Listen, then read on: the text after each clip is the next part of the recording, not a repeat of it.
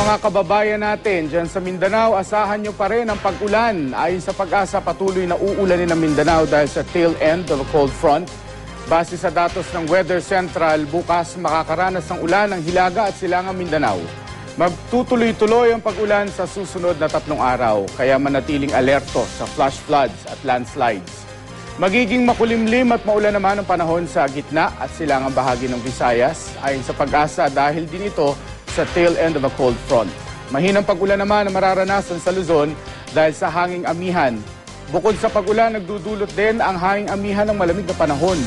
Sa Lawag City, Ilocos Norte, kung saan may mga na-ospital dahil sa lamig ng panahon, inaasahang patuloy pa rin mararamdaman ng matinding lamig at ginaw bukas sa madaling araw at sa gabi. Sa mga mangingisda naman, ipagpaliban nyo muna ang biyahe sa seaboards ng Northern at Central Luzon, pati na rin sa Eastern seaboards ng Southern Luzon at Visayas.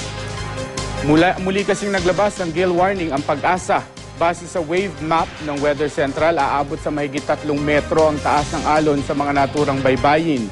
Para sa iba pang detalye, bisitahin ang GMA Weather webpage at Facebook page.